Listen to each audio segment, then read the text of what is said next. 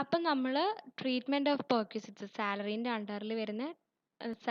അണ്ടറിൽ എങ്ങനെയാണ് പെർക്വിസിറ്റ്സ് കാൽക്കുലേറ്റ് ചെയ്യുക എന്നുള്ളതാണ് ലാസ്റ്റായിട്ട് ഡിസ്കസ് ചെയ്തത്. ഇനി നമ്മൾ ട്രീറ്റ്മെൻറ്റ് ഓഫ് റിട്ടയർമെൻറ്റ് ബെനിഫിറ്റ്സ് ആണ്. ഇതിനു മുമ്പ് നമ്മൾ ട്രീറ്റ്മെൻറ്റ് ഓഫ് അലവൻസ് പറഞ്ഞു, ട്രീറ്റ്മെൻറ്റ് ഓഫ് പെർക്വിസിറ്റ്സും പറഞ്ഞു. ഇനി നമുക്ക് ഡിസ്കസ് ചെയ്യാനുള്ളത് ട്രീറ്റ്മെൻറ്റ് ഓഫ് റിട്ടയർമെൻറ്റ് ബെനിഫിറ്റ്സ് ആണ്. അപ്പോൾ ട്രീറ്റ്മെൻറ്റ് ഓഫ് റിട്ടയർമെൻറ്റ് ബെനിഫിറ്റ്സിൽ വരുന്നത് പ്രൊവിഡൻറ്റ് ഫണ്ട്സ് ഒക്കെയാണ്. അപ്പോൾ ഈ പ്രൊവിഡൻറ്റ് ഫണ്ട് പറഞ്ഞാൽ എന്താണ്? ഗവൺമെൻറ് എംപ്ലോയീസിൻ്റെ സേവിങ്സ് എൻകറേജ് ചെയ്യാൻ വേണ്ടിയിട്ട് സെറ്റപ്പ് ചെയ്തതാണ് ഈ പ്രൊവിഡൻറ്റ് ഫണ്ട്സ് എന്ന് പറയുന്നത്. ഗവൺമെൻറ് എംപ്ലോയീസിൻ്റെ സേവിങ്സ് എൻകറേജ് ചെയ്യാൻ വേണ്ടിയിട്ട് സെറ്റപ്പ് ചെയ്തതാണ് പ്രൊവിഡൻറ്റ് ഫണ്ട് എന്ന് പറയുന്നത്. ഈ എംപ്ലോയീസ് അവരുടെ സാലറിയിൽ നിന്നും ഒരു ഫിക്സഡ് പെർസെൻറ്റേജ് ആയിരിക്കും ഈ ഒരു ഫണ്ടിലേക്ക് കോൺട്രിബ്യൂട്ട് ചെയ്യുക. അതായത് എംപ്ലോയീസ് അവരുടെ സാലറിയിൽ നിന്നും ഒരു ഫിക്സഡ് പെർസെൻറ്റേജ് ആയിരിക്കും ഈ ഒരു ഫണ്ടിലേക്ക് കോൺട്രിബ്യൂട്ട് ചെയ്യുക. അതേപോലെ പല കേസസിലും എംപ്ലോയറും ഇതിലേക്ക് കോൺട്രിബ്യൂട്ട് ചെയ്യാറുണ്ട്. പിന്നെ പറയുന്നത് ഈ എല്ലാ കോൺട്രിബ്യൂഷനും ഇൻട്രസ്റ്റോട് കൂടിയിട്ടുള്ള എല്ലാ കോൺട്രിബ്യൂഷനും എംപ്ലോയീസിൻ്റെ അക്കൗണ്ടിലേക്ക് ക്രെഡിറ്റഡ് ആവും. ഈ ഇൻട്രസ്റ്റോട് കൂടിയിട്ടുള്ള എല്ലാ കോൺട്രിബ്യൂഷൻസും എംപ്ലോയീസിൻ്റെ അക്കൗണ്ടിലേക്ക് ക്രെഡിറ്റഡ് ആവും. ഈ ഒരു എമൗണ്ട്, ഈ ഒരു ഫണ്ട് എംപ്ലോയീസിന് അവരുടെ റിട്ടയർമെൻറ്റ് ടൈമിലായിരിക്കും കിട്ടുക, അല്ലെങ്കിൽ വേറെ എന്തെങ്കിലും ഇമ്പോർട്ടൻ്റ് ഒക്കേഷൻസിലും കിട്ടും. റിട്ടയർമെൻറ്റ് ടൈമിൽ അല്ലെങ്കിൽ ഇമ്പോർട്ടൻ്റ് ഒക്കേഷൻസിൽ ഇവർക്ക് ഈ ഒരു എമൗണ്ട് കിട്ടും. പിന്നെ എംപ്ലോയീസിൻ്റെ ഡെത്തിൻ്റെ കേസിൽ ഈ ഒരു ഫുൾ പേയ്മെൻറ്റ് എന്ന് പറയുന്നത് അവരുടെ അവകാശികൾക്കായിരിക്കും കിട്ടുക. എംപ്ലോയീസിൻ്റെ ഡെത്തിൻ്റെ കേസിൽ ഈ ഫുൾ പേയ്മെൻറ്റ് എന്ന് പറയുന്നത് അവരുടെ അവകാശികൾക്കായിരിക്കും കിട്ടുക. പിന്നെ ഈ പ്രൊവിഡൻറ്റ് ഫണ്ട് 4 ടൈപ്സ് ഉണ്ട്. First one statutory provident fund, second recognised provident fund, third unrecognised provident fund, fourth public provident fund. അപ്പോൾ first statutory provident fund. Statutory provident fund provident funds act 1925 അണ്ടറിലാണ് set up ചെയ്തത്. Provident funds act 1925 അണ്ടറിലാണ് ഈ statutory provident fund set up ചെയ്തിരിക്കുന്നത്. ഇത് maintain ചെയ്യുന്നത്, statutory provident fund maintain ചെയ്യുന്നത് government, semi government organisations, local authorities, railways, universities and recognised educational institutions ആണ് ഈ സ്റ്റാറ്റ്യൂട്ടറി പ്രൊവിഡൻറ്റ് ഫണ്ട് മെയിൻറ്റെയിൻ ചെയ്യുന്നത്. പിന്നെ പറയുന്നത് recognised provident fund. Employees provident fund and miscellaneous provisions act 1952 അണ്ടറിലാണ് ഈ recognised provident fund operate ചെയ്യുന്നത്.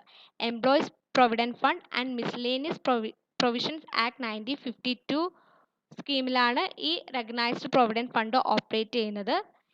ഇതെന്ന് പറയുന്നത് കമ്മീഷണർ ഓഫ് ഇൻകം ടാക്സ് ആണ് ഈ റെക്കഗ്നൈസ്ഡ് പ്രൊവിഡൻറ്റ് ഫണ്ട് റെക്കഗ്നൈസ് ചെയ്യുന്നത്. ഏതെങ്കിലും ഒരു എസ്റ്റാബ്ലിഷ്മെൻറ്റ്, അതായത് ഒരു എസ്റ്റാബ്ലിഷ്മെൻറ്റിൽ 20 കൂടുതലോ എംപ്ലോയീസ് ഉള്ള എസ്റ്റാബ്ലിഷ്മെൻ്റ് ആണ് ഈ ഒരു പ്രൊവിഡൻറ്റ് ഫണ്ട് ആക്ട് 1952 കവർ ചെയ്യുക. 20 കൂടുതലോ എംപ്ലോയീസ് ഉള്ള ഒരു സ്ഥാപനത്തിലായിരിക്കും ഈ ഒരു പ്രൊവിഡൻറ്റ് ഫണ്ട് കവർ ചെയ്യുക.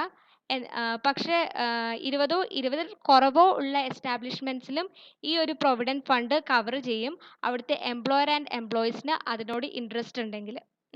അപ്പോൾ 20 കൂടുതലോ എംപ്ലോയീസ് ഉള്ള സ്ഥാപനത്തിലായിരിക്കും ഈ ഒരു പ്രൊവിഡൻറ്റ് ഫണ്ട് ആക്ട് 1952 കവർ ചെയ്യുക. പിന്നെ പറയുന്നത് 20 കുറവോ ഉള്ള സ്ഥാപനത്തിലും ഈ ഒരു പ്രൊവിഡൻറ്റ് ഫണ്ട് കവർ ചെയ്യും, അവിടുത്തെ എംപ്ലോയറിനും എംപ്ലോയീസിനും അതിനോട് താല്പര്യം ഉണ്ടെങ്കിൽ. പിന്നെ പറയുന്നത് അൺറെക്കഗ്നൈസ്ഡ് പ്രൊവിഡൻറ്റ് ഫണ്ട് ആണ്. അൺറെക്കഗ്നൈസ്ഡ് പ്രൊവിഡൻറ്റ് ഫണ്ട് എന്ന് പറഞ്ഞാൽ commissioner of income tax recognise ചെയ്യാത്ത പ്രൊവിഡൻറ്റ് ഫണ്ടാണ് അൺറെക്കഗ്നൈസ്ഡ് പ്രൊവിഡൻറ്റ് ഫണ്ട്. ഇനി public provident fund. Public provident fund എന്താണെന്ന് വെച്ചാൽ ജനറൽ പബ്ലിക്സിൻ്റെ സേവിങ്സ് എൻകറേജ് ചെയ്യാൻ വേണ്ടിയിട്ട് സെൻട്രൽ ഗവൺമെൻറ് എസ്റ്റാബ്ലിഷ് ചെയ്യുന്നതാണ് പബ്ലിക് പ്രൊവിഡൻറ്റ് ഫണ്ട്. ജനറൽ പബ്ലിക്കിൻ്റെ സേവിങ്സ് എൻകറേജ് ചെയ്യാൻ വേണ്ടിയിട്ട് സെൻട്രൽ ഗവൺമെൻറ് എസ്റ്റാബ്ലിഷ് ചെയ്തതാണ് പബ്ലിക് പ്രൊവിഡൻറ്റ് ഫണ്ട്. ഈ ഒരു പബ്ലിക് പ്രൊവിഡൻറ്റ് ഫണ്ടിൽ പബ്ലിക്കിലുള്ള ഏതൊരു മെമ്പറിനും ഇതിൽ പാർട്ടിസിപ്പേറ്റ് ചെയ്യാം. ഈ ഒരു പബ്ലിക് പ്രൊവിഡൻറ്റ് ഫണ്ടിൽ പാർട്ടിസിപ്പേറ്റ് ചെയ്യാൻ വേണ്ടിയിട്ട് അവർ ചെയ്യേണ്ടത് എന്താ വെച്ചാൽ സ്റ്റേറ്റ് ബാങ്ക് ഓഫ് ഇന്ത്യയിൽ അല്ലെങ്കിൽ വേറെ ഏതെങ്കിലും നാഷണലൈസ്ഡ് ബാങ്ക്സിൽ ഒരു പ്രൊവിഡൻറ്റ് ഫണ്ട് അക്കൗണ്ട് ഓപ്പൺ ചെയ്താൽ മതി. അതായത് ഈ പബ്ലിക് പ്രൊവിഡൻറ്റ് ഫണ്ടിൽ പാർട്ടിസിപ്പേറ്റ് ചെയ്യാൻ വേണ്ടിയിട്ട് സ്റ്റേറ്റ് ബാങ്ക് ഓഫ് ഇന്ത്യയിലോ അല്ലെങ്കിൽ വേറെ നാഷണലൈസ്ഡ് ബാങ്കിലോ ഒരു പ്രൊവിഡൻറ്റ് ഫണ്ട് അക്കൗണ്ട് ഓപ്പൺ ചെയ്താൽ മതി. പിന്നെ സാലറീഡ് എംപ്ലോയീസിനും ഈ ഒരു പബ്ലിക് പ്രൊവിഡൻറ്റ് ഫണ്ടിൽ മെമ്പർ ആവാം. അവർക്ക് ഒരേ സമയം എംപ്ലോയീസ് പ്രൊവിഡൻറ്റ് ഫണ്ടിലും പബ്ലിക് പ്രൊവിഡൻറ്റ് ഫണ്ടിലും മെമ്പർ ആവാം. എംപ്ലോയീസ് പ്രൊവിഡൻറ്റ് ഫണ്ട് എന്ന് പറയുന്നത് statutory provident fund, recognised provident fund, unrecognised provident ഫണ്ടാണ്. പിന്നെ ഇതിൻ്റെ എമൗണ്ട് ലിമിറ്റിനെ പറ്റി പറയുകയാണെങ്കിൽ മിനിമം 500 രൂപ മുതൽ മാക്സിമം 1,50,000 വരെ ഇതിൽ ഡിപ്പോസിറ്റ് ചെയ്യാം. മിനിമം 500 രൂപ മുതൽ മാക്സിമം 1,50,000 വരെ ഇതിൽ ഡിപ്പോസിറ്റ് ചെയ്യാം. ഈ ഒരു ഫണ്ട് പ്രകാരമുള്ള എമൗണ്ട് നമുക്ക് 15 വർഷത്തിന് ശേഷമാണ് കിട്ടുക. 15 ഇയേഴ്സിന് ശേഷമാണ് ഈ ഒരു സം എമൗണ്ട് നമുക്ക് കിട്ടുക. പിന്നെ ഇതിൽ കോമ്പൗണ്ട് ഇൻട്രസ്റ്റ് ആണുള്ളത്. അതിൻ്റെ റേറ്റ് എന്ന് പറയുന്നത് 8.7% പെർ ആനം ആണ്. ഇതിൽ കോമ്പൗണ്ട് ഇൻട്രസ്റ്റ് ആണുള്ളത്. അതിൻ്റെ റേറ്റ് എന്ന് പറയുന്നത് 8.7% പെർ ആനം ആണ്. എല്ലാ വർഷവും ഈ ഒരു ഇൻട്രസ്റ്റ് ക്രെഡിറ്റ് ആവുന്നതായിരിക്കും. പിന്നെ നമുക്ക് ഈ മെച്യൂരിറ്റി ടൈമിൽ മാത്രമേ ഈ ഒരു എമൗണ്ട് കിട്ടുള്ളൂ. എല്ലാ വർഷവും ഈ ഇൻട്രസ്റ്റ് ക്രെഡിറ്റ് ആയിരിക്കുന്നതായിരിക്കും, പക്ഷെ മെച്യൂരിറ്റി ടൈമിൽ മാത്രമേ ഈ ഒരു എമൗണ്ട് നമുക്ക് കിട്ടുള്ളൂ. ഇനി നമ്മൾ ഡിസ്കസ് ചെയ്യുന്നത് tax treatment of provident fund for income tax purpose. Income tax പർപ്പസിന് വേണ്ടിയിട്ട് പ്രൊവിഡൻറ്റ് ഫണ്ടിൻ്റെ ട്രീറ്റ്മെൻറ്റ് എങ്ങനെയാണെന്നാണ്. അപ്പോൾ ഇവിടെ ഫസ്റ്റ് പറയുന്നത് employers contribution to provident fund. Provident ഫണ്ടിലേക്ക് എംപ്ലോയീസ് കോൺട്രിബ്യൂട്ട് ചെയ്യുന്ന കേസാണ് പറയുന്നത്. അവിടെ സ്റ്റാറ്റ്യൂട്ടറി പ്രൊവിഡൻറ്റ് ഫണ്ടിൻ്റെ കേസിൽ employers contribution to provident fund എന്ന് പറയുന്നത് ടാക്സിൽ നിന്ന് എക്സംപ്റ്റഡ് ആണ്. റെക്കഗ്നൈസ്ഡ് പ്രൊവിഡൻറ്റ് ഫണ്ടിൻ്റെ കേസിൽ 12% ഓഫ് സാലറി വരെ എക്സംപ്റ്റഡ് ആണ്. എന്നാൽ എബോവ് 12% ഓഫ് സാലറി ആണെങ്കിൽ ടാക്സബിൾ ആണ്. 12% ഓഫ് സാലറി വരെ എക്സംപ്റ്റഡ് ആണ്. എബോവ് 12% ഓഫ് സാലറി ആണെങ്കിൽ ടാക്സബിൾ ആണ്. പിന്നെ അൺറെക്കഗ്നൈസ്ഡ് പ്രൊവിഡൻറ്റ് ഫണ്ടിൻ്റെ കേസ് പറയുമ്പോൾ അത് employees contribution to provident fund അവിടെ എക്സംപ്റ്റഡ് ഫ്രം ടാക്സ് ആണ്. പിന്നെ പബ്ലിക് പ്രൊവിഡൻറ്റ് ഫണ്ടിൽ എംപ്ലോയീസിൻ്റെ അക്കൗണ്ട്, അതായത് പബ്ലിക് പ്രൊവിഡൻറ്റ് ഫണ്ടിൽ അവിടെ എംപ്ലോയർ കോൺട്രിബ്യൂഷൻ ഇല്ല. അതുകൊണ്ട് ഈ ഒരു കേസ് അതിലില്ല. പിന്നെ പറയുന്നത് deduction under section 80C on employees contribution. Employees കോൺട്രിബ്യൂഷൻ്റെ മുകളിൽ വരുന്ന ഡിഡക്ഷൻ, സെക്ഷൻ 80C പ്രകാരമുള്ള ഡിഡക്ഷൻ സ്റ്റാറ്റ്യൂട്ടറി പ്രൊവിഡൻറ്റ് ഫണ്ടിൻ്റെ കേസിൽ അവൈലബിൾ ആണ്. പിന്നെ റെക്കഗ്നൈസ്ഡ് പ്രൊവിഡൻറ്റ് ഫണ്ടിൻ്റെ കേസിലും അവൈലബിൾ ആണ്. പബ്ലിക് പ്രൊവിഡൻറ്റ് ഫണ്ടിൻ്റെ കേസിലും അവൈലബിൾ ആണ്. അൺറെക്കഗ്നൈസ്ഡ് പ്രൊവിഡൻറ്റ് ഫണ്ടിൻ്റെ കേസിൽ നോട്ട് അവൈലബിൾ ആണ്.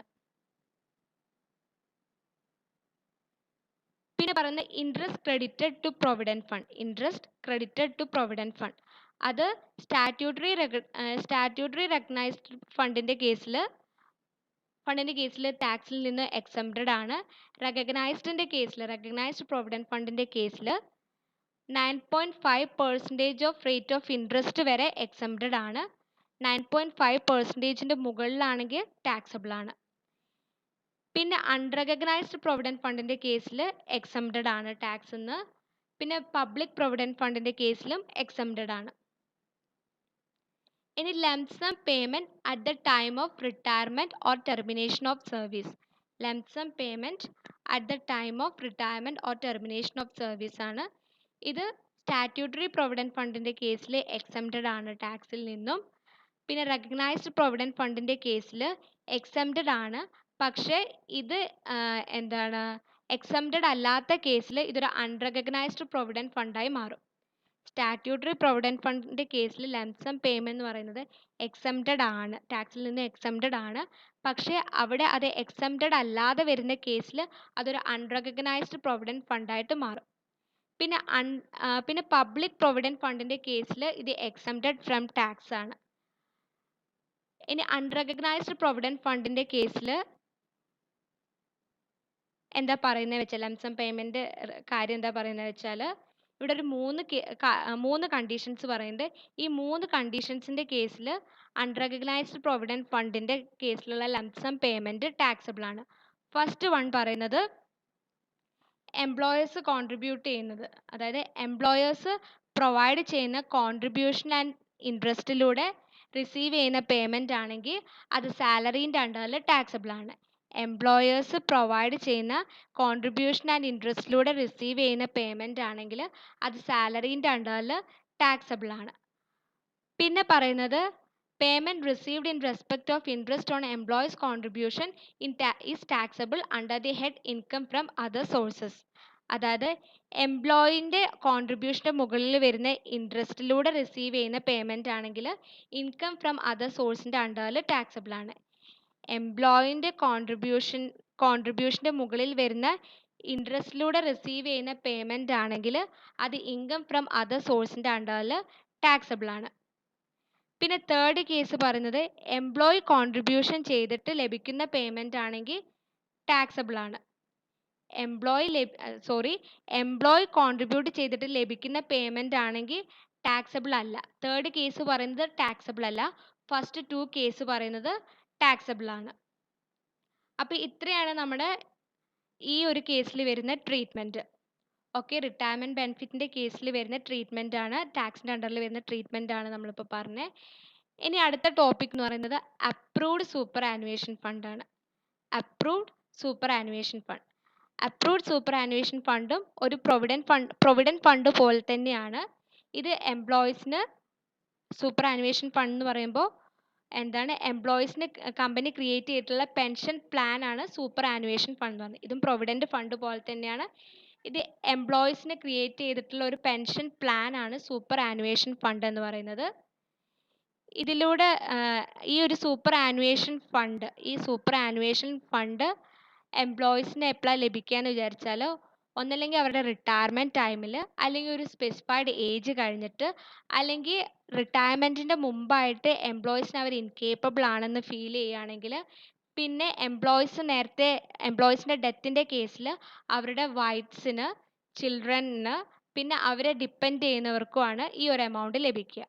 അപ്പോൾ അപ്രൂവ്ഡ് സൂപ്പർ ആനുവേഷൻ ഫണ്ട് എന്ന് പറയുന്നത് എംപ്ലോയീസിന് പ്രൊവൈഡ് ചെയ്യുന്ന ഒരു പെൻഷൻ പ്ലാൻ ആണ്. ഇത് എംപ്ലോയീസിന് അവരുടെ റിട്ടയർമെൻറ്റ് ടൈമിൽ, അല്ലെങ്കിൽ ഒരു സ്പെസിഫൈഡ് ഏജ് കഴിഞ്ഞിട്ട്, അല്ലെങ്കിൽ അവർ റിട്ടയർമെൻറ്റിന് മുമ്പേ ഇൻകാപ്പബിൾ ആണെന്ന് ഫീൽ ചെയ്യുകയാണെങ്കിൽ, അല്ലെങ്കിൽ എംപ്ലോയീസിൻ്റെ ഏർലിയർ ഡെത്തിൻ്റെ കേസിൽ അവരുടെ വൈഫ്സിന്, ചിൽഡ്രൻ, പിന്നെ അവരെ ഡിപ്പെൻഡ് ചെയ്യുന്നവർക്കുമാണ് ഈ ഒരു എമൗണ്ട് കിട്ടുക. പിന്നെ ഈ ഒരു സൂപ്പർ ആനുവേഷൻ ഫണ്ടിലൂടെ ഏൺ ചെയ്യുന്ന ഇൻകം ടാക്സബിൾ അല്ല. ഓക്കെ, ഈ ഒരു സൂപ്പർ ആനുവേഷൻ ഫണ്ടിലൂടെ ഏൺ ചെയ്യുന്ന ഇൻകം ടാക്സബിൾ അല്ല. ഇനി ഈ ഒരു treatment of approved superannuation fund, അതായത് സൂപ്പർ ആനുവേഷൻ ഫണ്ടിൻ്റെ ടാക്സ് ട്രീറ്റ്മെൻറ്റാണ് പറയുന്നത്. ഫസ്റ്റ് പറയുന്നത് എംപ്ലോയീസ് കോൺട്രിബ്യൂഷൻ്റെ കേസിലാണ്. എംപ്ലോയീസ് കോൺട്രിബ്യൂഷൻ്റെ ടാക്സ് ട്രീറ്റ്മെൻറ്റ് എന്ന് പറയുന്നത്, അതായത് സെക്ഷൻ 80C പ്രകാരമുള്ള ഡിഡക്ഷൻസ്, ഗ്രോസ് ടോട്ടൽ ഇൻകത്തിൽ നിന്നും സെക്ഷൻ 80C പ്രകാരമുള്ള ഡിഡക്ഷൻസ് അവൈലബിൾ ആണ് എംപ്ലോയീസ് കോൺട്രിബ്യൂഷൻ്റെ കേസിൽ.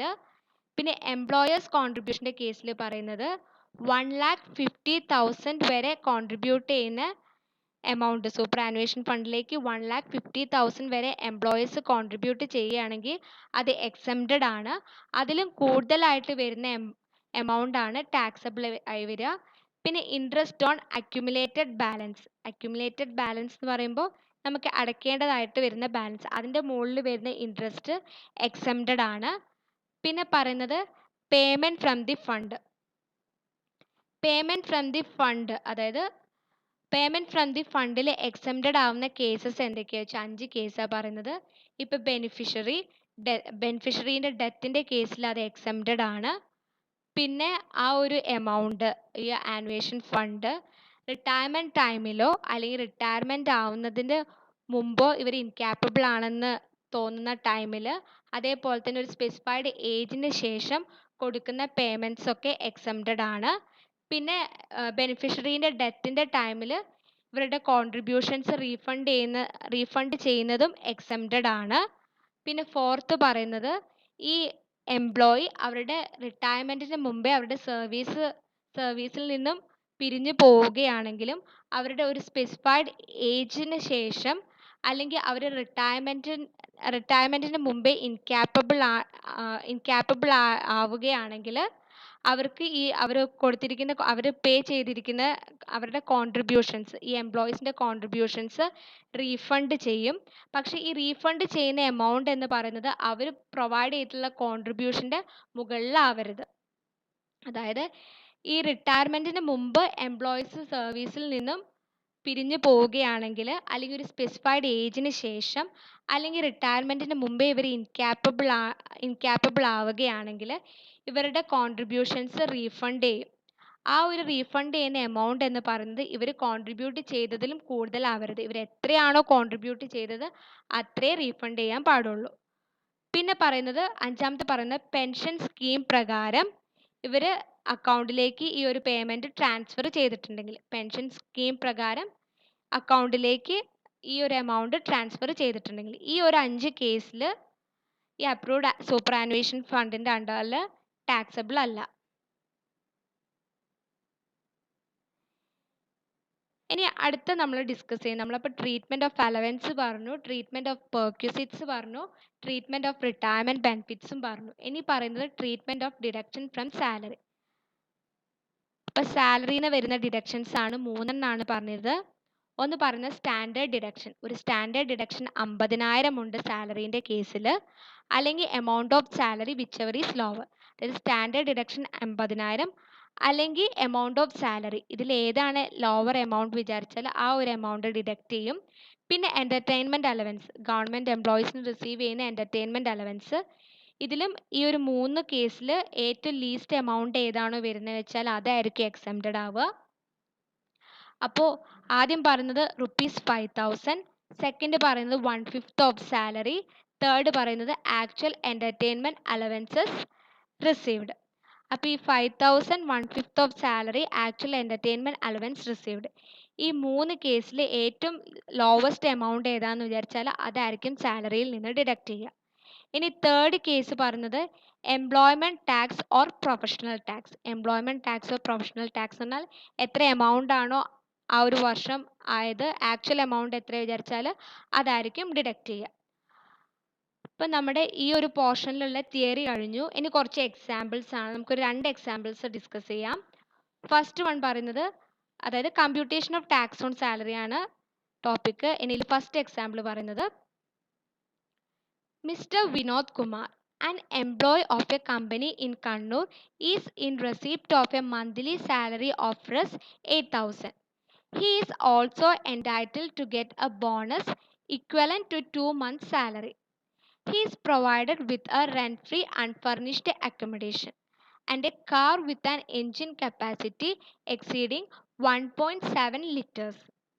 Educational expenses of his son in Australia amounting to ₹50,000 have been met by the employer.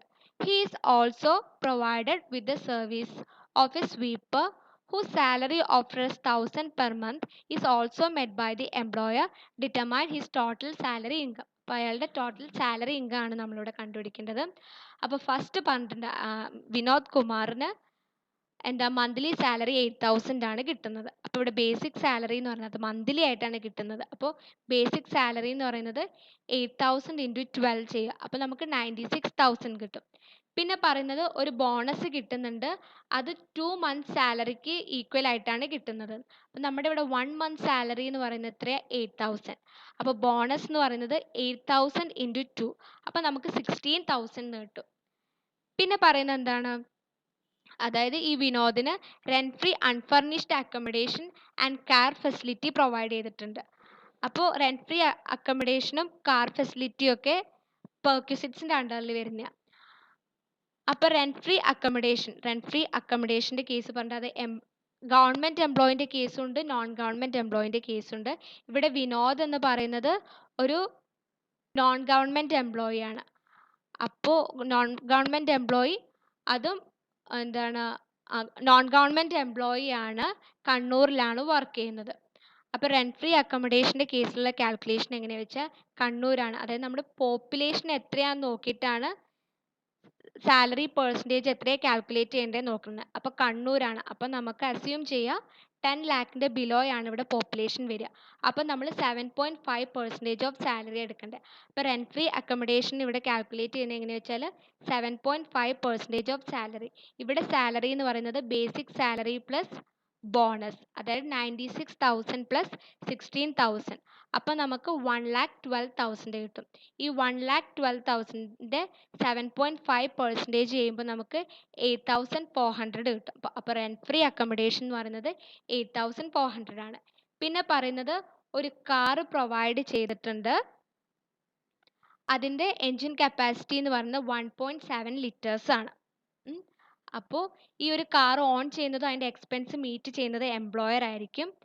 അപ്പോൾ ഇവിടെ കാർ പ്രൊവൈഡ് ചെയ്തിട്ടുണ്ട് 1.7 ലിറ്റേഴ്സ് ആണെന്ന് മാത്രമേ പറഞ്ഞിട്ടുള്ളൂ. അപ്പം നമ്മൾ ഈ ഒരു കാറ് ഒഫീഷ്യൽ ആൻഡ് പേഴ്സണൽ പർപ്പസിന് കിട്ടിയതായിട്ടാണ് അസ്യൂം ചെയ്യേണ്ടത്. ഇവിടെ പേഴ്സണൽ പർപ്പസിനാണോ ഒഫീഷ്യൽ പർപ്പസിനാണോ എന്ന് സെപ്പറേറ്റ് പറഞ്ഞിട്ടില്ല. അപ്പം നമുക്കിത് പേഴ്സണൽ ആൻഡ് ഒഫീഷ്യൽ പർപ്പസിന് യൂസ് ചെയ്യുന്നതായിട്ട് അസ്യൂം ചെയ്യാം. പിന്നെ ഇവിടെ പറയുന്ന ഒരു കാര്യം പറഞ്ഞാൽ 1.7 ലിറ്റേഴ്സിൻ്റെ കൂടുതലാണ് കാറിൻ്റെ എൻജിൻ കപ്പാസിറ്റി എന്നാണ് പറയുന്നത്. അപ്പോൾ ഈ ഒരു കേസിൽ കാറിൻ്റെ കാൽക്കുലേഷൻ വരിക 1.7 ലിറ്റേഴ്സിൻ്റെ താഴെയാണെങ്കിൽ എൻജിൻ കപ്പാസിറ്റി അതിൽ താഴെയായിരുന്നെങ്കിൽ എന്താണ് 1,200 പെർ മന്ത് ആയിരുന്നു കാറിൻ്റെ കാൽക്കുലേഷനിൽ എടുക്കുക. ഇവിടെ 1.7 ലിറ്റേഴ്സിൻ്റെ മുകളിലാണെന്നാണ് പറയുന്നത്. അപ്പോൾ കാറിൻ്റെ കാൽക്കുലേഷൻ നമ്മൾ 2,400 ഇൻറ്റു 12 ചെയ്യുക. ഓക്കെ, 2,400 പെർ മന്ത് ആണ് കാറിൻ്റെ കാൽക്കുലേഷൻ ഇവിടെ വരിക. അപ്പം നമ്മൾ 2,400 ഇൻറ്റു 12 ചെയ്യണം. പിന്നെ ഇവിടെ ഒരു ഡ്രൈവറിനെ ഒന്നും പ്രൊവൈഡ് ചെയ്യാത്തതുകൊണ്ട് നമുക്ക് ഡ്രൈവർ സാലറി ആയിട്ടുള്ള 900 കൊടുക്കേണ്ട ആവശ്യമില്ല. അപ്പോൾ 2,400 ഇൻറ്റു 12 ചെയ്യുമ്പോൾ നമുക്ക് 28,800 കിട്ടും. അപ്പം നമ്മൾ റെൻറ്റ് ഫ്രീ അക്കോമഡേഷനും കാറിൻ്റെ കേസും നമ്മൾ കംപ്ലീറ്റ് ചെയ്തു. പിന്നെ ഇവിടെ പറയുന്നത് എന്താണ്, educational expenses of his son in Australia amounting to 50,000. അതായത് ഈ എംപ്ലോയിൻ്റെ സണ്ണിൻ്റെ എഡ്യൂക്കേഷൻ എക്സ്പെൻസസ് ആണ്. ഇതിവിടെ മീറ്റ് ചെയ്യുന്നത് എംപ്ലോയർ ആണ്. അത് 50,000 രൂപയാണെന്നാണ് പറയുന്നത്. അത് നമ്മളിവിടെ ഇൻക്ലൂഡ് ചെയ്യണം. എഡ്യൂക്കേഷണൽ എക്സ്പെൻസസ് എന്ന് പറഞ്ഞിട്ട് 50,000 രൂപ കൊടുക്കണം. പിന്നെ ലാസ്റ്റ് പറയുന്നത് എന്താണ്, he is also provided with the service of a sweeper who salary Rs 1,000 per month is also made by the employer. അതായത് ഇവിടെ എംപ്ലോയിക്ക് ഒരു സ്വീപ്പറിൻ്റെ സർവീസ് പ്രൊവൈഡ് ചെയ്തിട്ടുണ്ട്. ആ സ്വീപ്പറിൻ്റെ സാലറി എന്ന് പറയുന്നത് 1,000 പെർ മന്ത് ആണ്. അത് മെറ്റ് ചെയ്തിരിക്കുന്നത് എംപ്ലോയർ ആണ്. അപ്പോൾ സ്വീപ്പർ സാലറി എന്ന് പറഞ്ഞു നമ്മളിവിടെ ഇൻക്ലൂഡ് ചെയ്യണം. അപ്പോൾ സ്വീപ്പർ സാലറി 1,000 പെർ മന്ത് എന്നാണ് പറഞ്ഞത്. അപ്പോൾ 1,000 ഇൻറ്റു 12 ചെയ്യുക. അപ്പോൾ നമുക്ക് 12,000 കിട്ടും. അപ്പോൾ ഇവിടെ പെർക്യൂസിറ്റ്സിൻ്റെ case education expense, rent free accommodation, car, salary of sweeper, ഈ 4 കൂടെ ആഡ് ചെയ്യുമ്പോഴാണ് നമുക്ക് ഈ ഒരു എമൗണ്ട് കിട്ടുന്നത്. എത്രയാ ഈ ഒരു എമൗണ്ട് കിട്ടുന്നത്? 99,200 കിട്ടുന്നത്. അപ്പോൾ ഈ 99,200ഉം ഈ 96,000ഉം 16,000ഉം കൂടെ ആഡ് ചെയ്യുമ്പോൾ നമുക്ക് ഗ്രോസ് സാലറി കിട്ടും. 2,11,200 കിട്ടും നമുക്ക്. അപ്പോൾ അതാണ് നമ്മുടെ ഗ്രോസ് സാലറി. ഇനി ഒരു രണ്ടാമത്തെ എക്സാമ്പിളും കൂടെ പറയുന്നുണ്ട്. ഇവിടെ പറയുന്നത് mister K John Joseph is A government employee drawing A monthly salary of rupees 8,750. He is also getting DA at 4,000 per month. He is also drawing entertainment allowances of rupees 2,000 per month. Other perquisites enjoyed by him amounting rupees 1,500 per month. He also paid professional tax of Rs 1,200 in the last financial year. Calculate his income from salary. അപ്പോൾ ഇവിടെ പറയുന്നുണ്ട് John ഒരു government employee ആണ്. ജോണിൻ്റെ monthly salary എന്ന് പറയുന്നത് 8,750. അപ്പോൾ ജോണിൻ്റെ basic salary എന്ന് പറയുന്നത് 8,750 ഇൻറ്റു 12 ചെയ്യുക. അപ്പോൾ 1,05,000 കിട്ടും. പിന്നെ സെക്കൻഡ് പറയുന്നത് ഒരു ഡിയർനെസ് അലവൻസ് പ്രൊവൈഡ് ചെയ്യുന്നുണ്ട്. അത് 4,000 പെർ മന്ത് ആണെന്ന് പറയുന്നുണ്ട്. അപ്പോൾ ഡിയർനെസ് അലവൻസ് 4,000 പെർ മന്ത് എന്ന് പറഞ്ഞുകൊണ്ട് അത് 4,000 ഇൻറ്റു 12 ചെയ്യുക. അപ്പോൾ 48,000 കിട്ടും. പിന്നെ പറയുന്നത് ഒരു എൻ്റർടൈൻമെൻറ്റ് അലവൻസ് 2,000 പെർ മന്ത് ഒരു എൻ്റർടൈൻമെൻറ്റ് അലവൻസും പ്രൊവൈഡ് ചെയ്യുന്നുണ്ട്. അപ്പോൾ നമ്മൾ ആ എൻ്റർടൈൻമെൻറ്റ് അലവൻസ് ഇവിടെ ഇൻക്ലൂഡ് ചെയ്യണം. പെർ മന്ത് എന്ന് കൊടുത്തിട്ടുള്ളതുകൊണ്ട് 2,000 ഇൻറ്റു 12 ചെയ്യണം. അപ്പോൾ നമുക്ക് 24,000 കിട്ടും. പിന്നെ പറയുന്ന other perquisites enjoyed by him amounting to 1,500 per month. പിന്നെ പറയുന്നത് വേറെ പെർക്യൂസിറ്റ്സ് എൻജോയ് ചെയ്യുന്നത് അത് 1,500 പെർ മന്താണ് പറയുന്നത്. അപ്പോൾ 1,500 ഇൻറ്റു 12 ചെയ്യണം. അപ്പോൾ നമുക്ക് 80,000 കിട്ടും. അപ്പോൾ ഈ ഒരു 4 എമൗണ്ടും കൂടെ ആഡ് ചെയ്യുമ്പോൾ നമുക്ക് ഗ്രോസ് സാലറി കിട്ടും. പിന്നെ ഇവിടെ പറയുന്ന പ്രൊഫഷണൽ ടാക്സ് എന്ന് പറയുന്നത് സാലറിയിൽ നിന്നും ഡിഡക്റ്റ് ചെയ്യുന്നതാണ്. അപ്പോൾ ഇനി നമുക്ക് ഡിഡക്ഷൻസിലേക്ക് കടക്കാം. അപ്പോൾ ഡിഡക്ഷനിൽ ഒരു എൻ്റർടൈൻമെൻറ്റ് അലവൻസ് വരുന്നത്, ശരിക്കും ഡിഡക്ഷനിൽ ഒരു ഫസ്റ്റ് ഒരു കാര്യം കൂടെ ഉണ്ട്, അതായത് സ്റ്റാൻഡേർഡ് ഡിഡക്ഷൻ 50,000 രൂപ. Standard deduction 50,000 or amount of salary എന്നാണ് പറഞ്ഞത്. അപ്പോൾ നോക്കുമ്പോൾ സ്റ്റാൻഡേർഡ് ഡിഡക്ഷൻ എന്ന് പറയുന്നത് 50,000, അതിൽ ഏതാണ് ലോവസ്റ്റ് എമൗണ്ട് വിചാരിച്ചാൽ അതായിരിക്കും നമ്മൾ എടുക്കേണ്ടത്. ഇവിടെ സാലറി എന്ന് പറയുന്നത് 1,05,000 ആണ്, നമ്മുടെ സ്റ്റാൻഡേർഡ് ഡിഡക്ഷൻ എന്ന് പറയുന്നത് 50,000 രൂപയാണ്. അപ്പോൾ 50,000 ആണ് സ്മോളർ എമൗണ്ട് എന്ന് പറയുന്നത്. അപ്പോൾ സ്റ്റാൻഡേർഡ് ഡിഡക്ഷൻ ഒരു 50,000 നമ്മളിവിടെ എടുക്കണം. അത് കഴിഞ്ഞിട്ട് നമുക്ക് എൻ്റർടൈൻമെൻറ്റ് അലവൻസ് ഇവിടെ തന്നിട്ടുണ്ട്. ഇവിടെ എത്രയാണ് entertainment allowance? Entertainment allowance calculate ചെയ്യാനും ഒരു മെത്തേഡ് പറഞ്ഞിട്ടുണ്ട്. എന്താ അതിവിടെ നോക്കാം.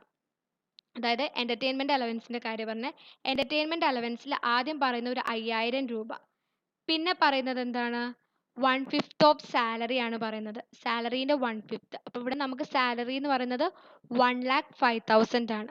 അപ്പോൾ ആ 1,05,000 1/5 കാണുക. അപ്പോൾ നമുക്ക് 21,000 കിട്ടും. പിന്നെ ആക്ച്വൽ എമൗണ്ട് റിസീവ്ഡ്, അത് എൻ്റർടൈൻമെൻറ്റ് അലവൻസിൽ നമുക്ക് കിട്ടിയ എമൗണ്ട്, ഈ ഒരു കേസിൽ ഈ ഒരു ക്വസ്റ്റ്യനിൽ നമുക്ക് എൻ്റർടൈൻമെൻറ്റ് അലവൻസിൻ്റെ ആക്ച്വൽ എമൗണ്ട് എന്ന് പറയുന്നത് 2,000 പെർ മന്ത് ആയിരുന്നു. അപ്പോൾ അത് 2 × 12 ചെയ്യുമ്പോൾ 24,000 കിട്ടി. അപ്പോൾ നമുക്കിവിടെ 3 എമൗണ്ട് കിട്ടി, ഒന്ന് 21,000, 5,000, 24,000. അപ്പോൾ ഇതിൽ ഏതാണ് ലോവർ എമൗണ്ട് വിചാരിച്ചാൽ അതായിരിക്കും നമ്മൾ ഡിഡക്ഷനിൽ എടുക്കുക. അപ്പോൾ ഇവിടെ ഏതാണ്, 5,000 ആണ്. അപ്പോൾ എൻ്റർടൈൻമെൻറ്റ് അലവൻസ് ആയിട്ട് നമുക്ക് 5,000 എടുത്തു. പിന്നെ പ്രൊഫഷണൽ ടാക്സ് ഡയറക്റ്റ് ആയിട്ട് ക്വസ്റ്റ്യനിൽ തന്നെ പറയുന്നുണ്ട്, അതായത് 1,200. ആ 1,200 നമ്മൾ എടുത്തു. അപ്പോൾ നമ്മളൊരു standard deduction 50,000, entertainment allowance 5,000, professional tax 1,200, ഇത് മൂന്നും കൂടെ ആഡ് ചെയ്യുമ്പോൾ നമുക്ക് 56,200 കിട്ടും. അപ്പോൾ ഈ 1,95,000 നിന്നും നമ്മൾ 56,200 ഡിഡക്റ്റ് ചെയ്യുമ്പോൾ നമുക്ക് 1,38,800 കിട്ടും. 1,38,800 കിട്ടും. ഓക്കെ, അപ്പോൾ നമ്മൾ സാലറീൻ്റെ കേസിലുള്ള 2 എക്സാമ്പിൾസും ഇവിടെ ഡിസ്കസ് ചെയ്തു. അപ്പോൾ ഇത്രയേ ഉള്ളൂ നമ്മുടെ ഈ ഒരു ടോപ്പിക് എന്ന് പറയുന്നത്.